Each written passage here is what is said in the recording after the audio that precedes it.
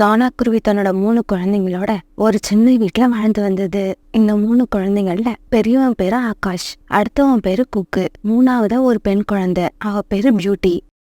மூத்தவன் ஆகாஷ் சின்ன வயசுல இருந்து படிப்புல ரொம்பவும் கெட்டிக்காரனா இருந்தான். சின்னவன் குக்குக்கு அவ்வளவா படிப்பு வரல, அதனால அம்மாவுக்கு உதவி செஞ்சுக்கிட்டு எந்நேரமும் வயல்லயே இருப்பான். பெரியவன் ஆகாஷ் நல்லா படிச்சதால சோனா குருவியான வெளிநாட்டுக்கு அனுப்பி படிக்க வச்சது. அம்மா, அண்ணன் இப்ப வெளிநாடு போயிருக்கான். படிச்சு முடிச்சு அண்ணனுக்கு வேலை கிடைச்ச உடனே நம்மளோட வாழ்க்கை ரொம்பவும் சந்தோஷமா மாறிடும்ல. ஆமா பியூட்டி, நாம இது வரைக்கும் பட்ட கஷ்டம் எல்லாம் போற இடம் தெரியாம போயிடும். ஆகாஷ் அப்ராடுக்கு படிக்க போனதை நினைச்சு அவங்க குடும்பத்துல உள்ள 3 பேரும் இப்படியெல்லாம் நினைச்சு ரொம்ப சந்தோஷப்பட்டாங்க. காலங்கள் ரொம்ப வேகமா ஓடுச்சு. ஆகாஷ் வெளிநாட்டுல தன்னுடைய படிப்பை முடிச்சுட்டு வேலை தேடிக்கிட்டு இருந்தான். ஒரு நாள் சோனா குருவியும் குக்குவும் வயல்ல வேலை செஞ்சுக்கிட்டு இருந்தாங்க. குக்கு, நீயும் நல்லா படிச்சிருந்தனா ஏதாவது நல்ல வேலைக்கு போயிருப்ப. ஆனா நீ சரியா படிக்காம இந்த வெயில்ல என் கூட வயல்ல வேலை பார்த்து கஷ்டப்படுற. அம்மா, நான் இந்த வயல் வேலைய கஷ்டப்பட்டு பாக்குறேன்னு நினைக்கிறீங்களா? இல்லம்மா, நான் சந்தோஷமா இந்த வேலைய பாக்குறேன். அதுக்கு காரணம் என்ன தெரியுமா? எங்க அம்மாவுக்கு நான் உதவி செய்யறேன்னு நினைக்கிறப்ப எனக்குள்ள ஒரு தனி சந்தோஷம் வருது. இவங்க இப்படி பேசிக்கிட்டு இருக்கும்போது வெளிநாட்டுல இருந்து வந்த ஒரு பறவை சோனா குருவிய பார்க்க வந்தது. வாங்கண்ணா, நீங்க வெளிநாட்டுல இருந்து எப்ப வந்தீங்க? என் பையனை பாத்தீங்களா? ஆகாஷ் நல்லா இருக்கானா? சோனா, உன் பையனை 2 நாளைக்கு முன்னாடி தான் பார்த்தேன். அவனுக்கு இப்ப வெளிநாட்டிலேயே வேலை கிடைக்கிற மாதிரி இருக்கு.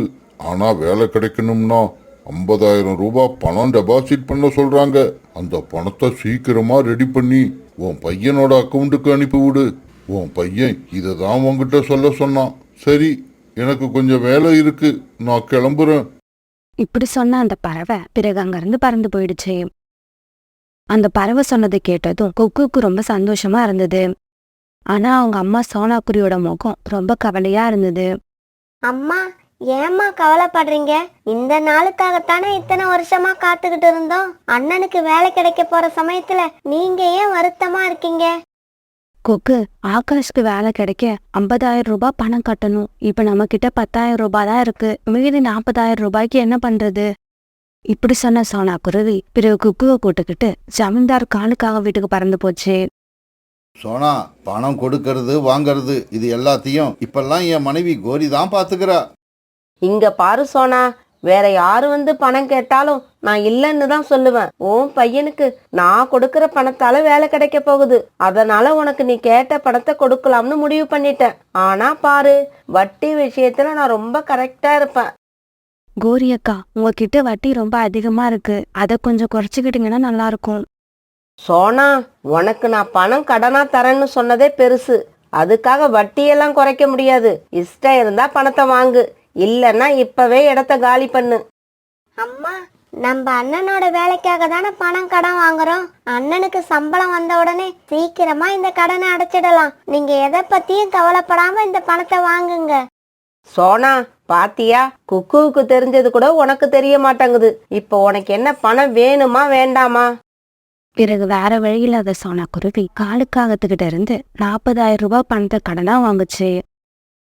இப்படி வாங்கின பணத்தை ஆகாஷ்க்கு அனுப்பி விட்டது. இப்படியே சில நாட்கள் நகர்ந்துச்சு. ஆகாஷ் கிட்ட இருந்து பணம் வரும்னு சோனா குருவி குடும்பமே எதிர்பார்த்துக்கிட்டு இருந்தது. ஆனா ஆகாஷ் கிட்ட இருந்து எந்த செய்தியும் வரல. ஒரு நாள் காலுக்காகவும் சோனா குருவி வீட்டுக்கு வந்தது. சோனா, உன் பையன் இன்னுமா சம்பளம் வாங்கல? நான் பணத்தை உங்ககிட்ட கொடுத்து 2 மாசம் ஆயிடுச்சு. இன்னும் உங்ககிட்ட இருந்து எந்த பதிலும் வரல. காலையா, நீங்க கவலைப்படாம வீட்டுக்கு போங்க. இந்த மாசம் எப்படியும் என் பையன் கிட்ட இருந்து சம்பளம் வந்துடும்னு எதிர்பார்க்கறேன். அப்படி வந்துச்சுன்னா நானே உங்க வீட்டுக்கு கொண்டு வந்து கொடுத்துட்றேன். சோனா குருவி இப்படி சொன்ன உடனே காலுக்காகவும் அங்கிருந்து பறந்து போயிடுச்சு. ஒரு நாள் வயல்ல வேலை பார்த்துட்டு சாயங்காலமா வீட்டுக்கு போன சோனா குருவிக்கு ரொம்பவும் ஆச்சரியமா இருந்தது. ஏன்னா சோனா குருவியோட மூத்த பையன் ஆகாஷ் வெளிநாட்டுல இருந்து வீட்டுக்கு வந்திருந்தான். ஆகாஷ், என்னடா இது, ஒரு லெட்டர் கூட போடாம திடீர்னு இப்படி வந்து நிக்கிற? உன்னை ரொம்ப நாள் கழிச்சு பாக்குறப்ப அம்மாவுக்கு எவ்வளவு சந்தோஷமா இருக்கு தெரியுமா? ஆனா ஆகாஷ் சோனா குருவியோட எந்த பேச்சுக்கும் எந்த பதிலும் சொல்லாம மௌனமா நின்னுட்டு இருந்தான். ஆகாஷ், என்னடா இது, அம்மா பாட்டுக்கு பேசிக்கிட்டே இருக்க, நீ எதுவும் பேசாம ஏன் மௌனமா நிக்கிற? அம்மா, நான் உங்ககிட்ட ஒரு விஷயம் சொல்லிட்டு போலான்னு தான் வந்தேன். எனக்கு இப்போ கல்யாணம் ஆயிடுச்சு. என் கூட வேலை பார்க்குற ஒரு பொண்ணை நான் கல்யாணம் பண்ணிக்கிட்டேன். ஆகாஷ் இப்படி சொன்னதை கேட்ட சோனா குருவிக்கு ஏமாற்றமா தான் இருந்தது. இருந்தாலும் அதை வெளியில காட்டிக்கல.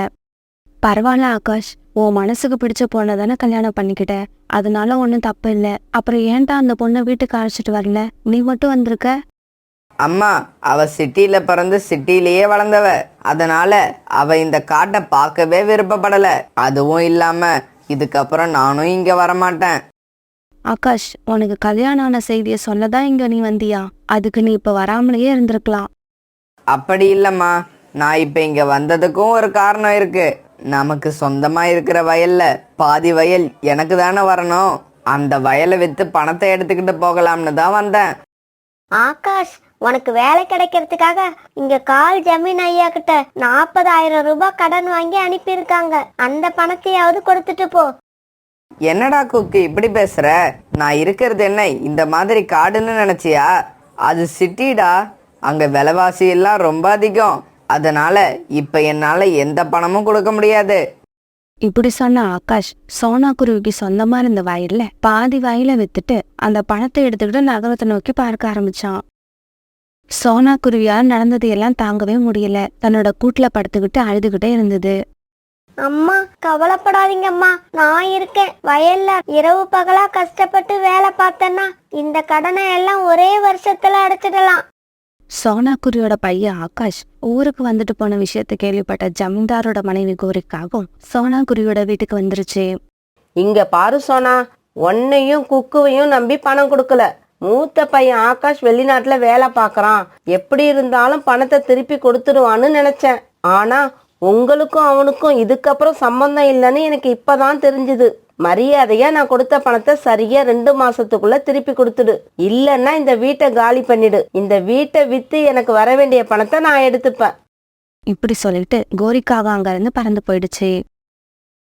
ஒரு நாள் சோனா குருவிக்கு உடல்நிலை சரியில்லாததால குக்கு மட்டும் வயல்ல போய் வேலை பார்த்துட்டு இருந்தான்.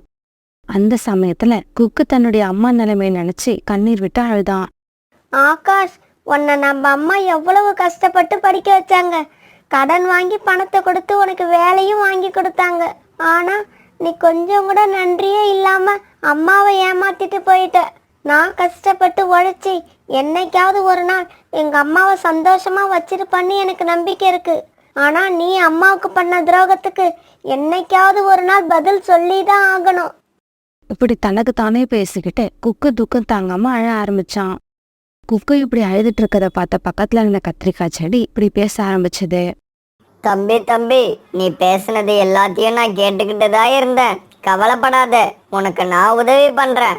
என்னோட செடியில இருந்து ஒரே ஒரு கத்திரிக்காயை பறிச்சு மார்க்கெட்டுக்கு எடுத்துக்கிட்டு போ. அதை வித்து பணமாக்கு. தினமும் நீ அப்படி செஞ்சினா உனக்கு நிறைய பணம் கிடைக்கும். உன்னோட கஷ்டம் எல்லாம் தீர்ந்துடும். அந்த செடி இப்படி பேசுனதை கேட்ட குக்குவுக்கு சிரிப்பு வந்தது.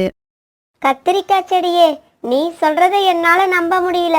தினமும் ஒரு கத்திரிக்காயை பறிச்சு கொண்டு போய் மார்க்கெட்ல வித்தா எனக்கு என்ன பணம் கிடைக்க போகுது?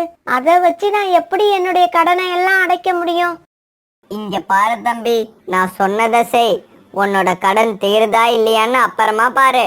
இன்னும் ஒரு விஷயம், என்னோட கத்திரிக்காயை உன்னால கையில தூக்கிக்கிட்டு போக முடியாது. ஒரு வண்டியில ஏத்திக்கிட்டு போ. என்னது, ஒரு கத்திரிக்காயை எடுத்துக்கிட்டு போறதுக்கு வண்டியா? இங்க பாரு தம்பி, நான் சொன்னதை செய். அப்பதான் நீ உன்னோட கடனை எல்லாம் அடைக்கலாம். பிறகு குக்கு அந்த கத்திரிக்காய் செடி சொன்ன மாதிரியே ஒரு வண்டி எடுத்துட்டு வந்து அதுல ஒரு கத்திரிக்காயை பறிச்சு வச்சு தள்ளிக்கிட்டு போக ஆரம்பிச்சது.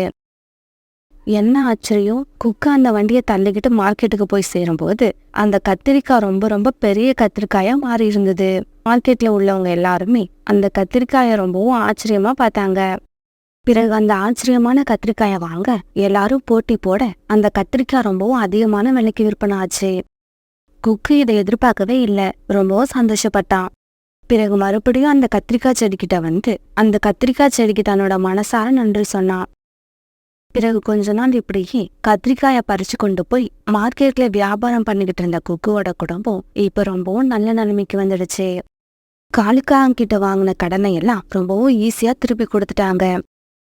இப்ப அவங்களுக்கு சொந்தமா பெரிய வீடு, நிறைய வயல்கள், இப்படி எல்லாமே இருந்தது. சோனா குருவியோட குடும்பம் அந்த காட்டிலேயே பணக்கார குடும்பமும் மாறிடுச்சு. பிறகு குக்கு தன்னோட தங்கச்சி பியூட்டிக்கு ஒரு நல்ல இடத்துல மாப்பிள்ளை பார்த்து கல்யாணம் பண்ணி வச்சான். ஆரம்பத்துல எவ்வளவு கஷ்டப்பட்டாங்களோ அதை தாண்டி 1000 மடங்கு இப்ப சோனா குருவி குடும்பத்துல உள்ள எல்லாரும் சந்தோஷமா இருந்தாங்க. ஒரு நாள் இவங்க எல்லாரும் இப்படி உட்காந்து பேசிட்டு இருக்கும்போது வாசல் கதவு யாரோ தட்டுற சத்தம் கேட்டது. இப்படியே சில நாட்கள் நகர்ந்துச்சு. ஒரு நாள் இவங்க எல்லாரும் இப்படி உட்காந்து பேசிட்டு இருக்கும்போது வாசல் கதவு யாரோ தட்டுற சத்தம் கேட்டது. அம்மா, நீங்க வெளியில வந்து பாருங்க, ஆகாஷும் அண்ணியும் வந்திருக்காங்க. தன்னோட வீட்டு வாசல்ல ஆகாஷ பார்த்த சோனா குருவிக்கு ரொம்பவும் கோபமா வந்தது. ஆகாஷ், எந்த முகத்தை வச்சுக்கிட்டு இப்ப எங்க வீட்டுக்கு வந்திருக்க? உன்னையும் உன்னோட மனைவியையும் நாங்க பார்க்க விரும்பல. தயவு செய்து திரும்பி போயிடு. அம்மா, எங்களை மன்னிச்சிடுங்க. நாங்க செஞ்ச ஒரு பெரிய தப்பால எங்க 2 பேருக்கும் வேலை போயிடுச்சு. எங்களுக்கு இப்ப அங்க யாருமே வேலை கொடுக்கல. எங்க போறதுன்னே தெரியல. உங்களை விட்டா எங்களுக்கு வேற யாரும் இல்ல. தயவு செய்து எங்களை மன்னிச்சு உங்க கூட சேர்த்துக்கோங்க. இங்க பாரு ஆகாஷ், நீ செஞ்ச துரோகத்தை நான் எப்பவுமே மறக்க முடியாது. நீ எங்களை ஏமாத்தி விட்டுட்டு போன உடனே நான் தற்கொலை பண்ணிக்கிட்டு சாகலான்னு இருந்தேன். ஆனா குக்கு கொடுத்த தைரியத்தால் தான் இப்ப நான் உயிரோட இருக்கேன். நீ எங்க வேணாலும் போ, எப்படி வேணாலும் இரு. நான் உன்னை மன்னிப்பேன்னு மட்டும் கனவு கூட காணாத. சோனா குருவி இப்படி சொல்லியும் ஆகாஷும் ஆகாஷோட மனைவியும் அந்த இடத்த விட்டு போகல. கண்ணீர் விட்டு அழுதுகிட்டே நின்னாங்க. அம்மா, நீங்க அனுமதிச்சீங்கன்னா இந்த சமயத்துல நான் ஒன்னு சொல்லணும்னு ஆசைப்படுறேன். சொல்லுடா குக்கு, உன்னோட விருப்பம் என்னவோ அதை சொல்லு. இங்க பாரு ஆகாஷ், உனக்கும் உன்னோட மனைவிக்கும் எங்களோட வயல்ல வேலை தரோம். எங்களோட கோபம் போவதுக்கு எத்தனை வருஷம் ஆகுதோ அத்தனை வருஷமும் நீங்க 2 பேரும் இந்த வேலையை பார்த்துக்கிட்டே இருக்கணும். வயல்லையே ஒரு சின்னதா உடஞ்சி போன வீடு இருக்கு. நீங்க அங்கதான் தங்கணும். இதையெல்லாம் செஞ்சுக்கிட்டு அம்மாவோட மனசு எப்ப மாறுதுன்னு எதிர்பார்த்துக்கிட்டே இருங்க. இத ஆகாஷும் ஆகாஷோட மனைவியும் சந்தோஷமா நிறுத்துக்கிட்டாங்க. அவங்க செஞ்ச பாவத்தை போக்குறதுக்காக கணவனும் மனைவியும் இப்ப வயல்ல வேலை பார்க்க ஆரம்பிச்சாங்க. அந்த காட்டுல 2-3 நாட்களா மழை தொடர்ந்து பெஞ்சுக்கிட்டே இருந்தது. மழை இப்படி தொடர்ந்து பெய்யறத பார்த்த எல்லா பறவைகளும் தங்களோட கூட்டுல பயந்துகிட்டே உட்காந்துருந்தாங்க. நிறைய பறவைகள் பயத்தோட மட்டும் இல்ல, பசியோடவும் உட்காந்துருந்தாங்க. ஏன்னா மழை தொடர்ந்து பெஞ்ச காரணத்தால அவங்களால உணவு தேட வெளியில போக முடியல. அவங்க வீட்டுல சேமிச்சு வச்சிருந்த உணவும் தீர்ந்து போயிருந்தது. காலேஜி, இதுக்கு மேல என்னால தாங்க முடியாது. பசி வயித்த கிள்ளுது. கோரி, எனக்கு கூட தான் பசிக்குது. நம்மளோட பசி நமக்கு தான் தெரியுது, இந்த மழைக்கு தெரிய மாட்டேங்குது. காலேஜி, நடக்கிறது நடக்கட்டும். வாங்க நாம உணவு தேட வெளியில போவோம். ஆமாம், வீட்டுக்குள்ளே இருந்தால் பட்னி கிடந்தே செத்துருவோம். வெளியில் போனாலாவது உணவு கிடைச்சி நாம் உயிர் பிழைக்க சான்ஸ் இருக்கு. இப்படி பேசிக்கிட்டே காலுக்காகவும் கோரிக்காகவும் உணவு தேட வெளியில கிளம்பினாங்க. இப்படி போன காலுக்காகவும் கோரிக்காகவும் கிட்டத்தட்ட அந்த காட்டையே சுற்றி வந்துட்டாங்க. பாவம், அவங்களுக்கு எந்த உணவும் கிடைக்கல. காலேஜி, என்ன நம்ம நிலைமை இந்த அளவுக்கு மோசமாயிடுச்சு? கோரி, வயிறு இவ்வளவு பசியாக இருக்கிறப்ப மழையில் நனைஞ்சுக்கிட்டு இப்படி உட்காந்துருக்கிறது ரொம்ப கொடுமை. இதுக்கு பேசாமல் வீட்டிலையே இருந்திருக்கலாம். காலேஜி, நான் சொல்றத கேளுங்க. இங்க பக்கத்துல தான் புறா வீடு இருக்கு. வாங்க அங்க போய் ட்ரை பண்ணி பார்ப்போம். இப்படி போனவங்க புறா வீட்டு வாசல் கதவை தட்டினாங்க. என்னங்க, இந்த மழையில யாரு வந்து கதவு தட்டுறது? ராணி, இந்த மழையில இப்படி கதவு தட்டுற சத்தம் கேட்டுச்சுன்னா அது கண்டிப்பா காலுகோரியா தான் இருக்கும். இப்படி சொன்ன புறா கதவை திறந்து விட பிறகு காலுக்காகவும் கோரிக்காகவும் புறா வீட்டுக்குள்ள வந்தாங்க. புறா, நாங்கள் நேத்துல இருந்து எதுவுமே சாப்பிடல. வயிறு ரொம்ப பசிக்குது. சாப்பிட ஏதாவது இருந்தா கொடு. ராணி, உங்க வீட்டுல சாப்பிட ஏதாவது இருக்கா? பசியில எங்களுக்கு மயக்கமே வந்துடும் போல இருக்கு. கோரி, எங்க கிட்ட இருந்தா கண்டிப்பா உங்களுக்கு கொடுப்போம். ஆனா என்ன பண்றது, எங்களுக்கே சாப்பிட எதுவும் இல்ல. இந்த மழை காலத்துக்காக நாங்க சேமிச்சு வச்சிருந்த உணவையும் யாரோ வந்து திருடிட்டு போயிட்டாங்க. அப்படி திருடிட்டு போன அந்த பறவை நல்லாவே இருக்காது, நாசமா போயிடும். புறா வீட்டுல இருந்த தானியங்களை திருடிட்டு போனது காலுக்காகவும் கோரிக்காகவும் தான். அதனால ராணி புறா இப்படி சொன்ன உடனே எதுவும் பேசாம மௌனமா இருந்தாங்க. ராணி, திருடிட்டு போன பறவைகளுக்கு இப்படி எல்லாம் சாபம் கொடுக்கறது ரொம்ப தப்பு. ஆமாம் ஆமாம், பாவம், அவங்க எவ்வளவு பசியில் இருந்திருந்தா திருடியாவது சாப்பிடலான்னு நினைச்சிருந்திருப்பாங்க. அவங்க நிலைமையையும் நாம கொஞ்சம் யோசிச்சு பார்க்கணும். இங்க பாரு காலு, இப்போதைக்கு உணவு வேணும்னா சோனா குருவி வீட்டுக்கு போறதை தவிர வேற வழி இல்ல. ஆமா, சோனாக்குருவி வீட்டுல தானியங்கள் இருந்தா யார் போய் கேட்டாலும் கண்டிப்பா கொடுக்கும். யார் போய் கேட்டாலும் கொடுக்கும் தான். இருந்தாலும் போன வாரம் தான் நான் அதுகிட்ட கொஞ்சம் சண்டை போட்டுட்டேன். சோனா மத்தவங்க செஞ்ச தப்ப எல்லாம் மனசுலயே வச்சுக்காது. அதையெல்லாம் அப்பவே மறந்துட்டு மறுபடியும் அவங்களுக்கு உதவி பண்ணும். அப்புறம் ஏன் பசியோட வீட்டில் உட்காந்துருக்கணும்? வாங்க நாம சோனா குருவி வீட்டுக்கு போவோம். பிறகு எல்லாருமா சேர்ந்து சோனா குருவி வீட்டுக்கு பறந்து போனாங்க. இவங்க எல்லாம் இப்படி போனப்ப சோனா குருவி வீட்டு கதவு திறந்தே இருந்தது. அதனால எல்லாரும் வரிசையா உள்ள போயிட்டாங்க. சோனா, இந்த மழையில வாசல் கதவை ஏன் இப்படி திறந்தே வச்சிருக்க? புறாண்ணா, நீங்க எல்லாம் பறந்து வரத ஜன்னல் வழியா பார்த்தேன். உடனே வாசக்கதவு திறந்து வச்சுட்டேன். வாசக்கதவை திறந்து வச்சிருந்த மாதிரி கொஞ்சம் தானியங்களையும் எடுத்து வச்சிருந்தா எங்களுக்கு வசதியா இருந்திருக்கும். காலுஜி, ஏன் இவ்வளவு அவசரப்படுறீங்க? வீட்டுக்குள்ளதான் வந்துட்டோம்ல. எப்படி இருந்தாலும் இனி சாப்பிட்டுட்டு தான் போக போறோம். சோனா, நாங்க எல்லாருமே நேத்துல இருந்து எதுவும் சாப்பிடல. அதனால சாப்பிட ஏதாவது தானியங்கள் இருந்தா கொடு. யாரும் கவலைப்படாதீங்க, நான் மழைக்காலத்துக்காக ஏற்கனவே உணவு சேகரித்து தான் வச்சுருக்கேன். பிறகு சோனா குருவி தானியங்கள் சேகரித்து வச்சிருந்த சாக்கு மூட்டையை திறந்தது. பிறகு சோனா குருவி அந்த தானியங்களை கொஞ்சம் எடுத்து இவங்க 4 பேருக்கும் சாப்பிட கொடுத்தது. பசியில் இருந்த இவங்க 4 பேரும் அந்த தானியங்களை சாப்பிட்டு முடிச்சாங்க. ரீட்டா, நாங்கெல்லாம் மழை பெஞ்சு 2 நாள் கழிச்சு தான் சோனா குருவி வீட்டுக்கு வரோம். நீ எப்படி மழை பெய்ய போகுதுன்னு செய்தி கேள்விப்பட்ட உடனே இங்கே வந்துட்டியா? காலு, இப்படி எல்லாம் பேசாத. இன்னைக்கு காலையில தான் நான் வந்தேன். இவங்க எல்லாம் இப்படி வீட்டுக்குள்ளே பேசிக்கிட்டு இருக்க வீட்டுக்கு வெளியில் மழையோட வேகம் அதிகமாச்சு. அந்த சமயத்தில் பெரிய கருப்பு மேகத்துக்கிட்ட சின்ன மேகம் இப்படி பேசிக்கிட்டு இருந்தது. தலைவா, நீங்க மழை பெய்ய ஆரம்பிச்சு ரொம்ப நேரம் ஆகுது. எப்பதான் நிறுத்த போறீங்க? தம்பி, இங்க பாரு, நான் வேணும்னு இப்படி செய்யல. என்னோட உடம்புல நிறைய தண்ணீர் ஊறிக்கிட்டே இருக்கு. என்னால இப்படி தண்ணீர் உருவாகிறத தடுக்க முடியல. இப்படியே போச்சுன்னா இன்னும் கொஞ்ச நேரத்துல நான் வெடிச்சிடுவேன். தலைவா, எப்படியாவது உங்களை நீங்களே கண்ட்ரோல் பண்ணிக்கங்க. இல்லைன்னா இந்த காடே வெள்ளத்துல மூழ்கி போயிடும். இங்க பாருடா தம்பி, நான் என்னை எந்த அளவு கண்ட்ரோல் பண்ண முடியுமோ அந்த அளவு பண்ணி பார்த்துட்டேன். இதுக்கு மேல ஒன்றும் பண்ண முடியாது. வேணும்னா நீ ஒன்று பண்ணு. சீக்கிரமா காட்டுல உள்ள பறவைகள் கிட்ட போய் எங்கேயாவது உயரமான பாதுகாப்பான இடத்துக்கு போக சொல்லு. இப்பவே போறேன். இப்பவே போய் எல்லா பறவைகள் கிட்டையும் இந்த செய்தியை சொல்றேன். இப்படி சொன்ன அந்த சின்ன மேகம் உடனே வேகமாக கீழே இறங்கி அந்த காட்டுக்கு போச்சு. ஆனால் அந்த மேகம் அப்படி தரையிறங்கி பார்க்குறப்ப அந்த காட்டில் எந்த பறவைகளுமே வெளியில் இல்லை. இப்ப நாம என்ன பண்றது? இந்த சமயம் பார்த்து எந்த பறவையும் நம்ம கண்ணில் படல. பெரிய மேகம் வெடிச்சிருச்சுன்னா இந்த பறவைகளோட உயிருக்கே ஆபத்து உண்டாயிடும். இந்த காட்டுல அதுக்கப்புறம் பறவைகளே இருக்க மாட்டாங்க. இப்படி யோசிச்சு அந்த சின்ன மேகம் பிறகு வேகமாக கத்த ஆரம்பிச்சது. பறவைகளே, நீங்கெல்லாம் எங்க இருக்கீங்க? சீக்கிரமா யாராவது இங்க வாங்க. இந்த காட்டுக்கு ஒரு பெரிய ஆபத்து வரப்போகுது. ரீட்டா, யாரோ கூப்பிடுற மாதிரி சத்தம் கேட்கல? இல்லையே, எனக்கு ஒன்றும் கேட்கல. இல்லை ரீட்டா, யாரோ கூப்பிடுற சத்தம் எனக்கு நல்லா கேட்குது. அவங்க ஏதோ ஆபத்தில் இருக்காங்கன்னு நினைக்கிறேன். அப்படியா? அப்படின்னா வாங்க, யாரு ஆபத்தில் இருக்கான்னு போய் பார்ப்போம். ரீட்டா, நீங்க எல்லாம் இங்கேயே இருங்க. நான், சோனா, புறா, நாங்கள் 3 பேரும் போய் பார்த்துட்டு வரோம். பிறகு சோனா குருவி, காலுக்காவும் புறா இவங்க 3 பேரும் வெளியில் பறந்து போனாங்க. மழை இப்போ முன்னை விட அதிகமாக பெஞ்சது. காலுக்காகத்தாலையும் சோனா குருவியாலையும் பறக்கக்கூட முடியலை. அதனால இவங்க 3 பேரும் ஒரு இடத்துல உட்கார அவங்கள பார்த்து அந்த சின்ன மேகம் வேகமாக அவங்க கிட்ட வந்தது. ஆமா, இவ்வளவு நேரமா நீங்க எல்லாம் எங்க போயிருந்தீங்க? நான் எவ்வளவு நேரமா உங்களுக்கு குரல் கொடுக்கறது? மேகமே, கோவிச்சுக்காத. மழை அதிகமாக பெஞ்சதால நாங்கள் எல்லாம் சோனா குருவி வீட்டில் தான் இருந்தோம். ஆமாம், எதுக்காக எங்களை தேடினீங்க? இங்க பாருங்க, இப்ப மழை பெஞ்சுக்கிட்டு இருக்க பெரிய கருப்பு மேகத்துள்ள தண்ணீரோட இருப்பு அதிகமாயிடுச்சு. அதனால அது எந்த நேரமும் வெடிச்சு செதறலாம். அப்படி வெடிச்சிடுச்சுன்னா இந்த காடே தண்ணீர்ல முழுகிடும்.